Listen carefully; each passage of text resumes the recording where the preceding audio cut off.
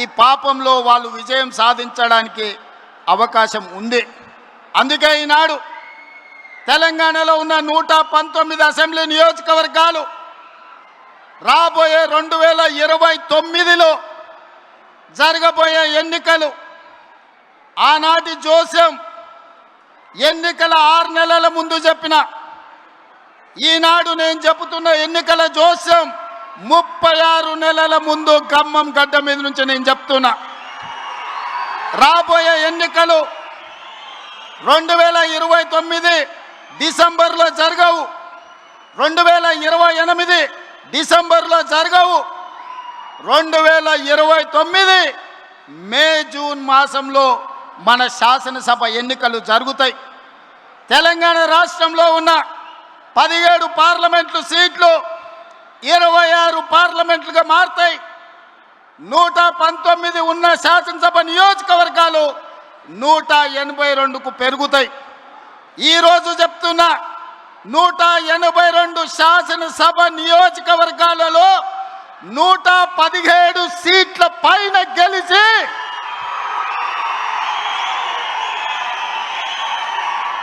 117 media మిత్రులారా రాసుకోండి. 117 అంటే 117 శాసన సభ్యులను గెలిపించుకొని రెండవసారి తెలంగాణ రాష్ట్రంలో ప్రజాపాలనను కాంగ్రెస్ ప్రభుత్వాన్ని గెలిపిస్తాం. రాముడు మీద, భద్రాచలం రాముడు మీద ఆనా. ఇది ఖమ్మం కాంగ్రెస్ కార్యకర్తల మాట.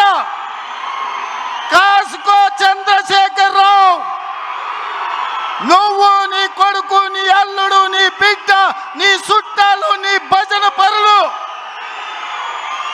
నీ ఒప్పందాలు, నీ దొంగ సర్వేలు చేసే దొంగ ఏజెన్సీలతో సహా గుర్తుపెట్టుకోండి. ఈ తారీఖు జూలై 10, 2026 నాడు మాట చెప్తున్నా. ఈ మాట కోసం రోజుకు 18 గంటలు పనిచేస్తాం మేమందరం, మా మిత్రులందరూ. ఒక్క క్షణం కూడా ఆలుపెరగము, ఆలస్యం చేయము. ఎవరిని కూడా అన్యాయం జరగనీయం. తెలంగాణ ప్రజలకు, దళితులు, గిరిజనులు, ఆదివాసీలు, బలైన వర్గాలు, మైనారిటీలు, మహిళలు, రైతులు, విద్యార్థులకు ఈ సంక్షేమ ప్రభుత్వం, ఈ ప్రజాపాలన ఒక సుభిక్షమైన పరిపాలన అందిస్తుంది. రామరాజ్యాన్ని తీసుకొస్తుంది. ఆనాడు మీ అందరికీ తెలుసు, వరేసుకుంటే ఉరేసుకున్నట్టే అని చంద్రశేఖరరావు అన్నాడు. ఈనాడు ఉత్తమ్ కుమార్ రెడ్డి గారు, భట్టి విక్రమార్క గారు, తుమ్మల నాగేశ్వరరావు గారు వరేసుకుంటే 500 రూపాయల బోనస్ ఇచ్చి చివరి గింజ వరకు కొంటాం. దేశంలోనే తెలంగాణ రాష్ట్రాన్ని ఆదర్శంగా నిలబెడతామని చెప్పిండ్రు. ఇవాళ సన్న బియ్యమే కోట్లాది మంది ప్రజలకు బుక్కెడు బువ్వ పెట్టే కార్యక్రమం జరుగుతుంది. అందుకే మిత్రులారా, ఈనాడు రైతుల కోసం వ్యవసాయం దండుగ కాదు, వ్యవసాయం పండుగ చేయాలి, రైతును రాజును చెయ్యాలన్న ఆలోచనతోని మీ నాయకుడు తుమ్మల నాగేశ్వరరావు గారు ఏది ఏమైనా 600 అయినా అక్కడి సూర్యుడు ఇక్కడ మలిసినా రైతు భరోసా నిధులు ఇవ్వాలి, మీరు సహకరించాలని నన్ను భట్టి గారిని అడగడం జరిగింది. అందుకే పోయిన సంవత్సరం జూన్లో 9 రోజుల్లో 9,000 కోట్లు రైతు భరోసా మీ ఖాతాలో వేయడం జరిగింది.